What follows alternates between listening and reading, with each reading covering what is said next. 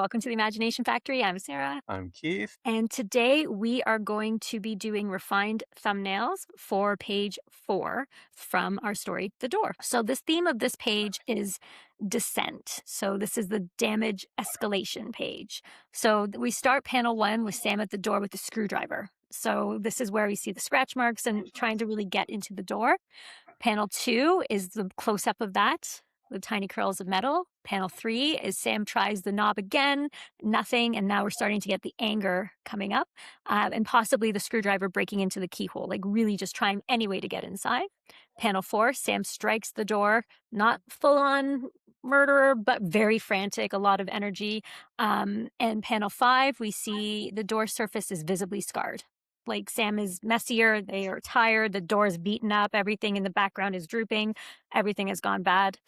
And panel 6, we see kind of slumping against the door, and the door just looks huge next to a tiny Sam. That's sort of the flow that we have for this page. Okay. I'm sharing here. So there are a couple of things that I did change Hmm. in the visuals. So one of the things that we have an agreement on prior to actually getting to any of the uh, like finished work is that the script is a living document. So you want to have this conversation if you're working with somebody, if you're working with another writer. Hmm. How much can I change here? How are you open to suggestions? Sarah and I have had this conversation prior. We worked in a couple of different projects together, so I know that when I make a change, uh, usually I think it's something that it will, like enhances the story or it's not going to like change necessarily the direction of the story. And if you think it might, you obviously want to have that conversation. But in the situation that we're in here, since we're doing this together, it's Hmm. kind of like you get to see me do this real time. And Yes, so therefore, we don't have to like email back and forth, right? It's a exactly. very immediate like, no, I'm not liking that, or like, yeah, I like how that's going, right? Exactly. No surprises. That's right. Well, and it's really mainly about setting expectation. I think that people, some of the issues you may have when you're working along with a new creative team, or even somebody maybe you've worked with prior, um, you have to learn how to set expectations so that there's no surprises where the person goes, "Oh, hey, I didn't know we're doing this. Hmm. That that that this is different now, and I'm not sure I agree with that." And so you want to make it so that you very clearly explain anything that you think you wanted to change and check in with the person. This process that I'm working on here, the beauty of it is you can do some very quickly, send it to somebody and go, "Hey, what do you think of it?" And they can Hmm. be like, you know what? No, it's too different from the way I was thinking the story was going to go." Or they may go, "Oh yeah, yeah, totally. That's a great idea. And thanks for doing that. Go for it." Right. So you want to, if you're going to do something like this, either have the conversation or write something or draw it very quickly, and then from there, talk about it, and that way everybody in the party involved is like 100% on board.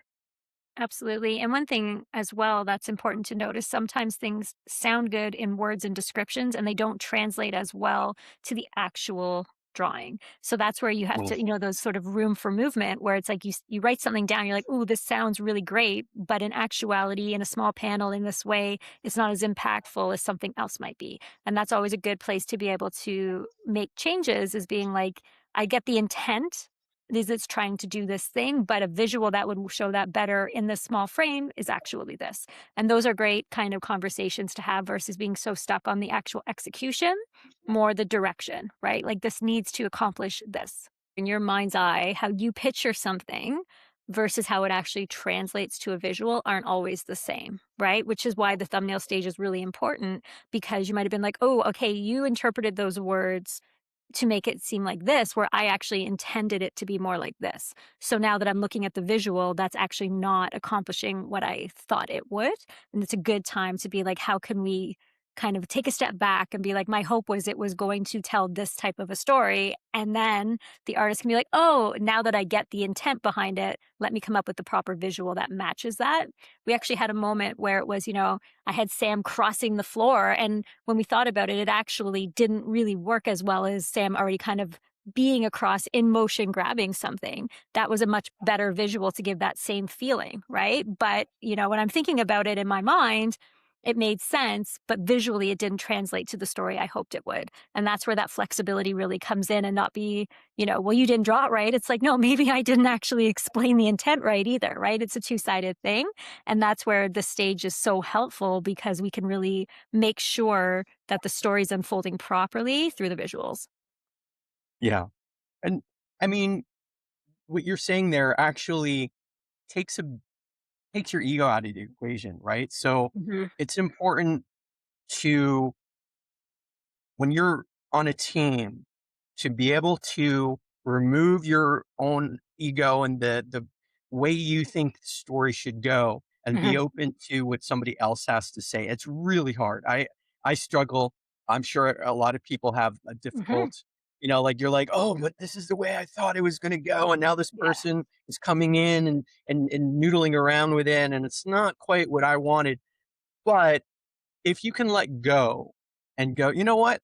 Let's see where this goes. Because ultimately, if we talk it through and at the end of the day, I mean, it depends on what kind of arrangement you have. It's Mhm. if it's like a true partnership, then both people, it's a 50-50 say, and you may have to like have conversations about like veto power, right? It's such a good point and it's so true. And it can be really, really hard to do, right? Because a lot of times it's hard to imagine that your idea wasn't the best one in this situation, right? You came up with it, you love it, you're sharing it, and then to be like, oh, there was a better way. Your immediate response is often, no, my way was, I had already thought about it. I don't really want to, I want it to be the way I envisioned it.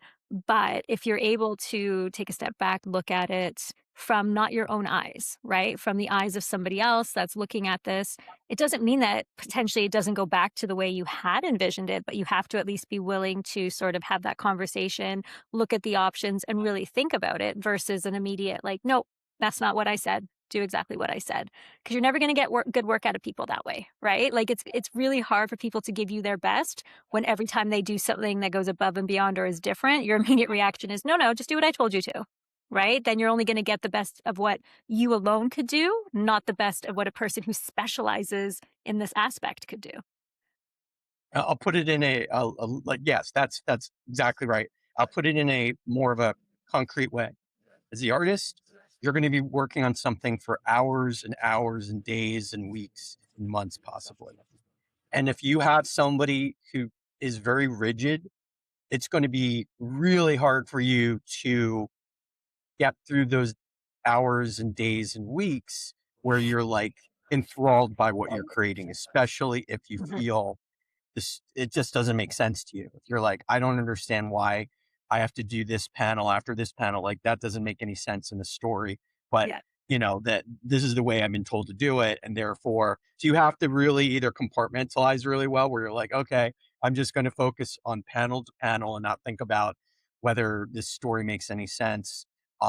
Or you may have to, like if it's work for hire, you may have to have some kind of like a dissolution clause where you go, listen, this isn't working out. I would love to keep on working on this, but like I don't understand what this is. And when I've voiced my opinion, you just poo pooed it, and Yep.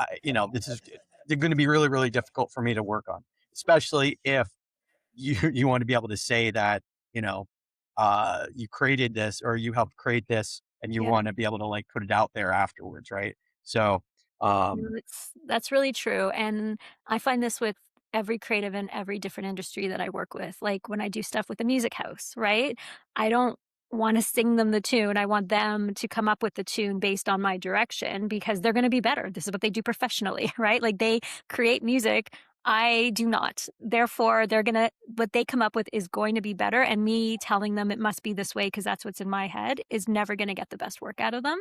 So, again, depends on the situation in so many ways, but kind of know going in what the relationship's gonna be and what's gonna come out of it and how much voice you really have in the process, and exercise it as much as you can because you have to live with the end product as well. Like Keith was saying, if you're putting your name on this and it's going out into the world, you don't want it to be something that you are completely like, I did not enjoy any of it and I do not think it's good. That's probably not something you want to be attached to. Okay, so going back to the story here, Mhm. I'm struggling a little bit, on that panel 1.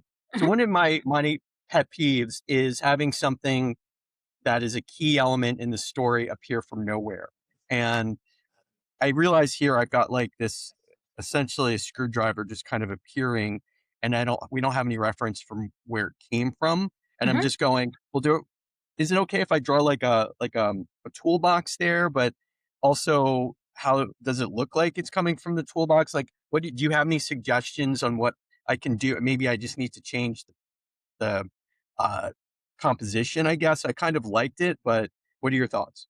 So one thought that could help to alleviate that is maybe on panel the top of page 3 of the top panel, maybe there's a toolbox sitting in the nest, right? Like maybe we see that there's Yeah. something there. So that's part of because maybe part of the plan is I've got all my notebooks and I'm also going to see if I could open like, take the hinges off or whatever. So maybe it appears there to kind of show you that that was kind of the next phase. If he couldn't find the information in the books, then remove the door with tools. So maybe that's where it sort of is first seen to kind of give a little bit of a doesn't appear out of nowhere feeling. Yeah, I was thinking the same thing, but yeah, that's a really good idea. Just planting it a little bit Mhm, further ahead, and this is as the script is a living document. These thumbnails are kind of living as well. That you have to be open to being able to change them, and because you've done these in such a small way, I'll keep on saying it again. It's like a couple of inches by a couple of inches, mhm, and therefore I'm drawing in a way where I believe you can see what it is when you look at it. I know what it is. Hopefully, the writer knows what it is. At this stage, I don't think it's as important for the average person to know what it is, and I'll tell you why. When you're part of the process of something, you're already kind of in that headspace of like, I know what's in the script, so I can kind of see what's there. Like I'm seeing I've wrote it and I now see I'm looking for it. Oh, okay, there's a screwdriver there. When you actually get to the finished page, you want to for sure make sure the reader knows what it is. And I would say this at this stage, um, if you can make it so that it's obvious at this size, great. However, at this point, this is really um only for the art team. Like, all of this is just for the art team. It's everything you're doing is for whoever's part of this process. So mhm, that may be the writer, the illustrator or penciler, inker, colorist, the letterer, and the editor, right? All everybody involved in the team. And sometimes you wear many hats. So especially in the indie world. So at this point, it's more important for me to make sure that you know what it is. That and when I say you, I mean Sarah, because it's really just the two of us together. And if she's like, "Sure, that works for me," it doesn't. It's yep. there. I kind of, um, you know, Yeah, get I an don't even idea think of at this what. point you need to visually change anything in that panel. We just know that when it's bigger and more detailed, that somewhere in that we will have a toolbox to just sort of make that leap to the next page, just a little anchored somewhere. Yeah, exactly. And I kind of do have to change it a little bit because I realize, okay, well, how is she? How is the um I'm blanking on our character's name. Sam. Um, Sam, geez. Yeah. So how is Sam like getting this, right? So I just have to make it seem like that they're either like hovering above it. Um, right. So maybe putting this in the corner now. Mhm, The toolbox in the corner. So you can maybe see like a hammer here. Um, and I'll just put like that. Um, one of the things that I discover as I'm working on certain things that my the way I view things may be a little bit cloudy when I'm drawing them initially. Like I'm not exactly sure something isn't quite working, and I can't figure out what it is that's Mhm. I'm not be able to get exactly the way I want it. That's a kind of 2 skills in 1 because part of it too is also being able to walk away from something, right? When you're like, "This isn't quite what I want.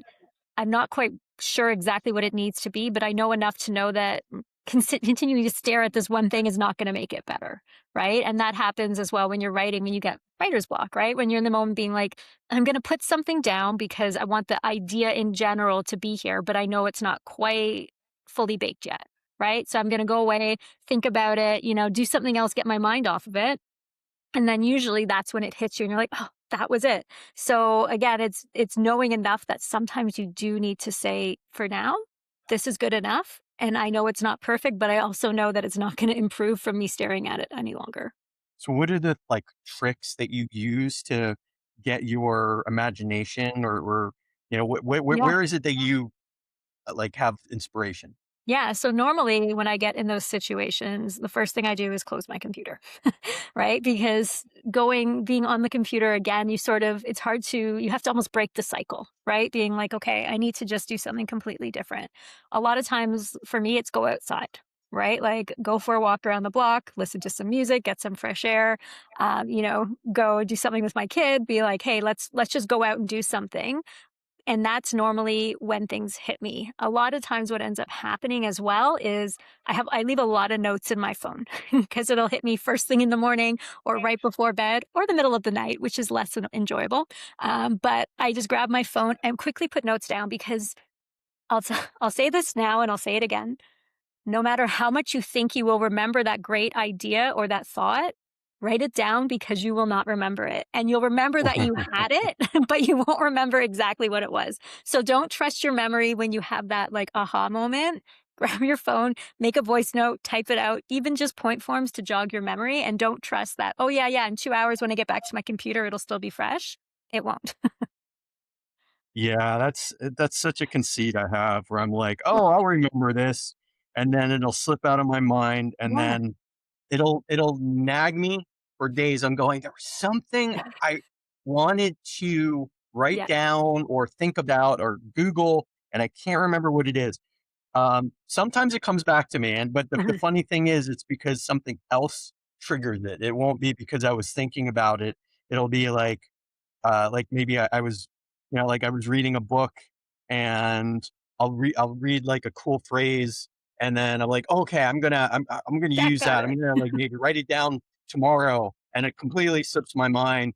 And then something else that sounds like it will pop up somewhere. I'm like, oh my god, what was that word? And you have to go back and find it, and then yeah, Yeah. it's always And the funny thing is for me, when I write it down, I almost never actually use the notes, but the act of putting it in my notes took it out of my brain and, like, allowed me to move on from it, and then it's normally almost in there. Like, I very rarely actually have to reference it to be able to remember it, but if I don't do that second act of actually saying it out loud or typing it, it doesn't make it to that next stage of memory for me, and it just kind of evaporates. So, even though I don't use my notes often, I put them down every time because there's nothing worse than being like, "I cracked it, I got it," and then it's gone. yeah. It's just a matter of like knowing trial and error, I guess, when it Yeah. comes to this kind of stuff. But ultimately, um, yeah, you just want to start getting into these habits early on so that you can build up your reference of ideas and Mhm. visuals and what have you, so that when you're ready to write the script, or if you are in the midst of writing it, you don't forget like a really good plot point or something like that.